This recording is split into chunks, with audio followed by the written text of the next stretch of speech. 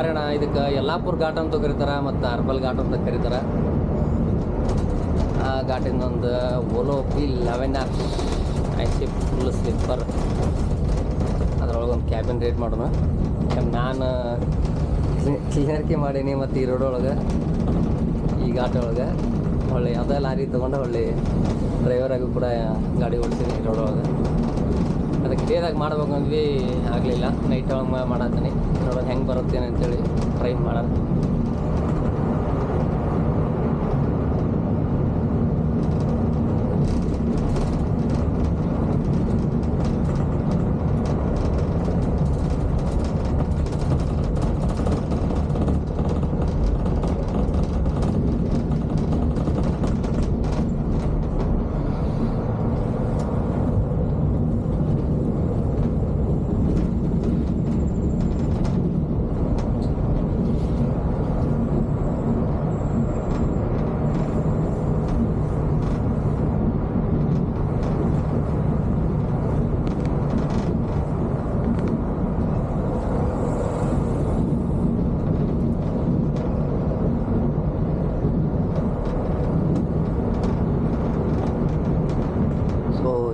ಮುಂದೆ ಗಾಡಿ ಬರಲಾರ್ದಂಗೆ ಸಖತ್ತಾಗಿ ಸ್ವಲ್ಪ ವಿಡಿಯೋ ಕ್ಲಾರಿಟಿ ಬರುತ್ತೆ, ಗ್ಲಾಸ್ ಕ್ಲಾರಿಟಿ ಇಲ್ಲಿ ಬರುತ್ತೆ. ಅದಕ್ಕೆ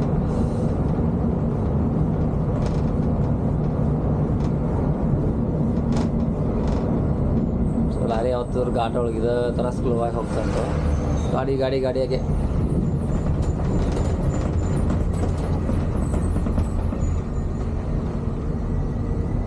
ನೈಸ್.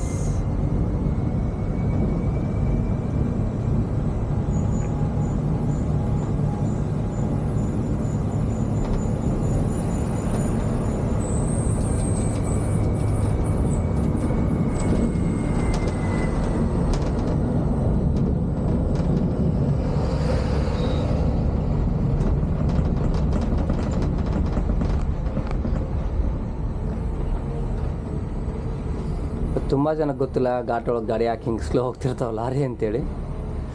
ಏನಕ್ಕಂದ್ರೆ ಅವ್ರು ಕಂಟಿನ್ಯೂ ಬ್ರೇಕ್ ಮೇಲೆ ಅಪ್ಲೈ ಮಾಡಿ ಅವಕ್ಕೆ ಬ್ರೇಕ್ ಲೈನರ್ ಅಂತ ಕರಿತೀವಲ್ಲ, ಹೀಟ್ ಆಗ್ಬಿಟ್ಟಿರ್ತಾವೆ. ಬ್ರೇಕ್ ಲೈನರ್ ಮತ್ತು ಡ್ರಮ್ಮು ಕೂಡ ಅವು ಹೀಟ್ ಆದ ತಕ್ಷಣ ಅಂದರೆ ಗಾಡಿ ಅವ್ರು ಬ್ರೇಕ್ ಅಪ್ಲೈ ಮಾಡಿದ್ರು ಗಾಡಿ ಸ್ಟಾಪ್ ಆಗೋಲ್ಲ. ಸೊ ಆ ರೀಸನ್ಗೆ ಎಲ್ಲರೂ ಸ್ಲೋ ಆಗಿ ಹೋಗ್ತಿರ್ತಾರೆ. ಅವ್ರು ಲೋಡ್ ಗಾಡಿ ಇರುತ್ತಲ್ಲ, ಹಾಗಾಗಿ ಖಾಲಿ ಗಾಡಿ ಇದ್ದರೆ ಅವರು ಕೂಡ ಬರ್ರ ಅಂತ ಹೇಳ್ತಿರ್ತಾರೆ.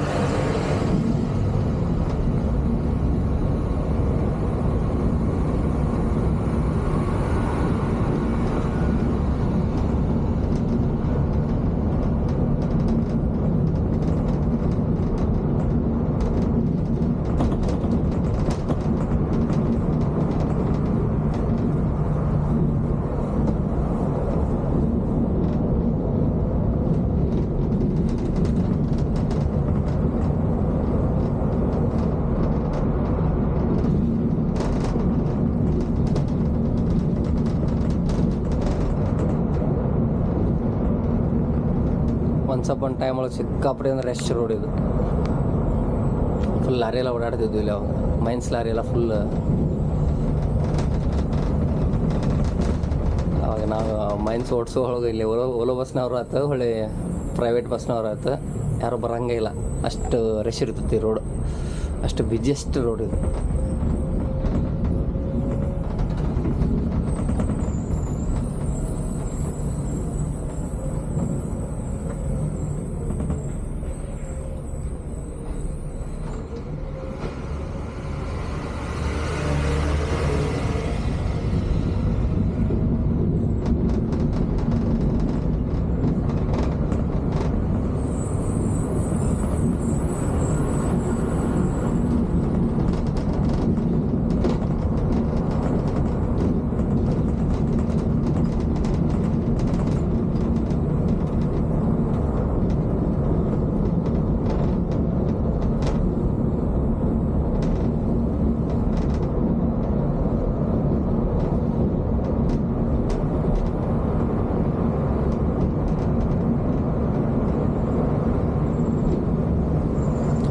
ಡೇಂಜರ್ ಏನು ಘಾಟ್ ಇಲ್ಲ ಇದು.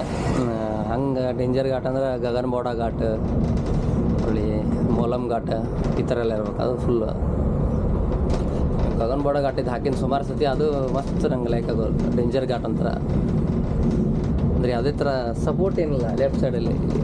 ಇಲ್ಲೆಲ್ಲ ಸ್ವಲ್ಪ ಸಪೋರ್ಟ್ ಅಂದರೆ ಡಿವೈಡರ್ ಎಲ್ಲ ಮಾಡಿದ್ದಾರೆ ಲೆಫ್ಟ್ ಸೈಡಿಗೆ. ಸೊ ಈ ಥರ ಸೈಡಲ್ಲೆಲ್ಲ ಇಲ್ಲಿ ಕಟ್ಟಿ ಎಲ್ಲ ಡಿವೈಡರ್ ಈ ಥರ ತೆಗ್ತಿದಾರಲ್ಲ. ಗಗನಬೋಡ ಘಾಟ ಒಳಗೆ ಈ ಥರ ಏನಿಲ್ಲ, ಫುಲ್ಲಿ ಡೇಂಜರ್. ಇನ್ನು ಇದಕ್ಕಿಂತ ದೊಡ್ಡ ದೊಡ್ಡ ಡೇಂಜರ್ ಇದಾವೆ ಘಾಟ್.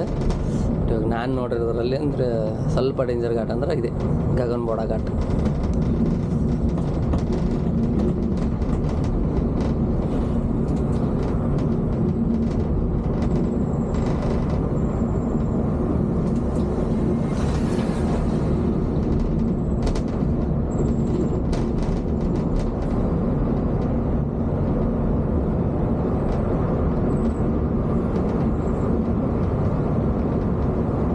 ಸೊ ಇಲ್ಲಿ ಲಾರಿ ಹೊಂಟಿದ್ದು ನೋಡಿ, ಅಷ್ಟು ನಿಧಾನಕ್ಕೆ ಹೋಗ್ತಿರ್ತಾರೆ ಇವರು.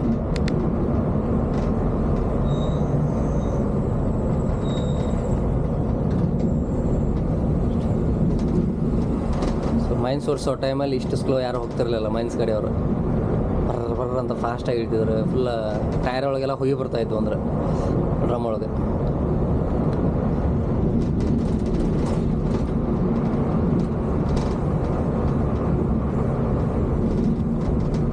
ಅದು ಅಂತಲ್ಲ, ಓಲೋ ಬಸ್ಸಿಗೆ ಆದರೂ ಬರುತ್ತೆ ನಿಮ್ಗೆ. ಹೊಸದಾಗಿ ಬ್ರೇಕ್ ಪ್ಯಾಡ್ ಅಂತ ಹಾಕಿರ್ತಾರಲ್ಲ, ಅವಾಗ ಕಂಟಿನ್ಯೂ ಹಿಂಗೆ ಕಾಟಿ ಹೋಗಿ ಮುಂದೆ ಬರ್ರ ನಾವು ಕಂಟಿನ್ಯೂ ಜಾಸ್ತಿ ಬ್ರೇಕ್ ಅಪ್ಲೈ ಮಾಡಿದ್ರೆ ಬಂದವರು. ಬಟ್ ಸಣ್ಣ ಘಾಟ್ ಇರುತ್ತಲ್ಲ, ಹಂಗಾಗಿ ರಿಟೈರ್ಡರ್ ಮೇಲೆ ಅಪ್ಲೈ ಮಾಡ್ಕೋತ ಹೋಗ್ತಿರ್ತೇವಲ್ಲ, ಹಂಗಾಗಿ ಜಾಸ್ತಿ ಲೋಡ್ ಕೊಡೋಲ್ಲ ನಾವು.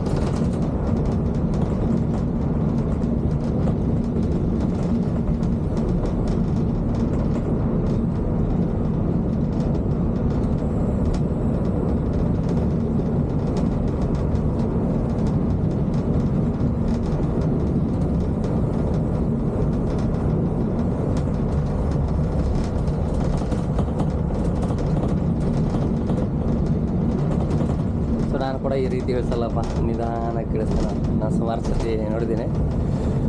ಕಂಡಳ ಘಾಟ ಎಲ್ಲ ಇಳಿಸಿದ್ದೀವಿ ನಾವು ರೆಗ್ಯುಲರಾಗಿ. ಬಾಂಬೆ ಪುನಃ ಈ ರೋಡಲ್ಲೆಲ್ಲ ನೋಡಿರ್ತಾರಲ್ಲ ಘಾಟಗಳನ್ನು. ಫುಲ್ ಹೈವೇ ಇರುತ್ತೋ ಇಷ್ಟು ಟರ್ನಿಂಗ್ಸ್ ಇರೋಂಗಿಲ್ಲ, ಹಾಗೆ ಜಾಸ್ತಿ ಅಪ್ಲೈ ಮಾಡ್ತಿರಲ್ಲ, ಹಂಗೆ ಬರ್ರ ಇಳಿದ್ಬಿಡ್ತೀವಿ. ಈ ಥರ ಘಾಟ್ ಇಳಿಸುವಾಗ ನಾನು ಮಾತ್ರ ನಿಧಾನಕ್ಕೆ ಹೋಗ್ತಿರ್ತೀನಿ.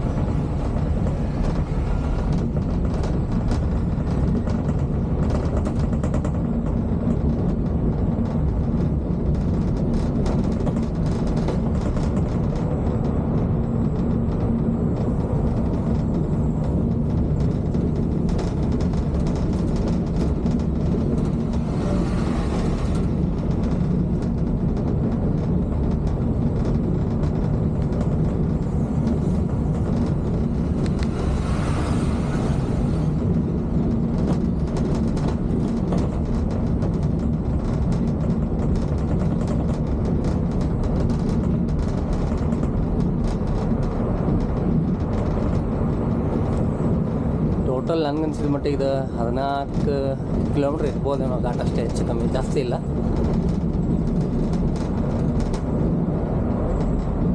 14-15 ಕಿಲೋಮೀಟ್ರ್ ಆಗುತ್ತೆ ಅಷ್ಟೇ.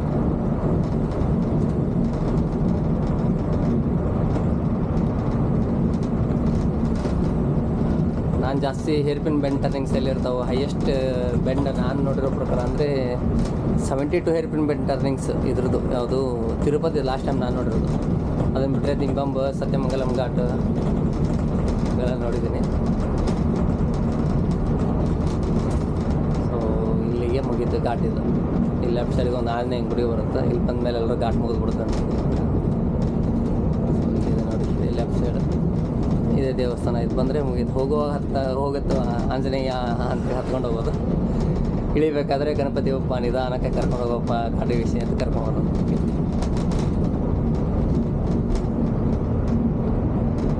ಸೊ ಈ ರೋಡಲ್ಲಿ ಇದೊಂದೇ ಘಾಟ್ ನೋಡೋಣ.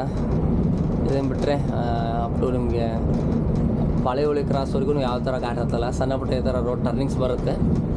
ಮತ್ತು ಆಮೇಲೆ ಕಾರವಾರ ಹೋಗ್ಬೇಕಂದ್ರೆ ಒಂದು ಚಿಕ್ಕ ಘಾಟ್ ಹತ್ತತ್ತೆ ಅಲ್ಲಿ ಕೂಡ. ಅದಾದಮೇಲೆ ಮತ್ತು ಮುಂದೆ ಮಂಗಳೂರು ಹೋಗೋತ್ತಲ್ಲಿ ಯಾವುದು ಬರೋಲ್ಲ. ಬಿಟ್ಟರೆ ನಿಮ್ಗೆ ಘಾಟ್ ಹೊಡಿಬೇಕಂದ್ರೆ ಕರ್ಮನಿ ಘಾಟ್ ಅಂತ ಒಂದು ಬರುತ್ತೆ. ಕಾರವಾರ ದಾಟಿದ ಮೇಲೆ ನಿಮಗೆ ಗೋವಾ ಹೋಗ್ಬೇಕಂದ್ರೆ ಸಿಗುತ್ತೆ. ಆ ಘಾಟ್ ಹೊಡಿಬೇಕಂದ್ರೆ ಮಾಡ್ಬೋದು, ಯಾರು ಪರವಾಗಿದ್ದು ಈ ಕಡೆ. ಸೊ ಈ ಘಾಟ್ ವಿಡಿಯೋ ಒಂದು ಕವರ್ ಮಾಡಿರಲಿಲ್ಲ ನಾನು. ಸೊ ಇದಕ್ಕೆ ಇವತ್ತು ಕವರ್ ಮಾಡಿದೆ. ಮತ್ತು ಯಾವ ಥರ ನಿಮ್ಗೆ ಘಾಟ್ ಗೊತ್ತಿದ್ರೆ ಹೇಳ್ರಿ, ಆ ಥರ ಘಾಟ್ ವಿಡಿಯೋ ಮಾಡೋಕ್ಕೆ ಟ್ರೈ ಮಾಡ್ತೀನಿ.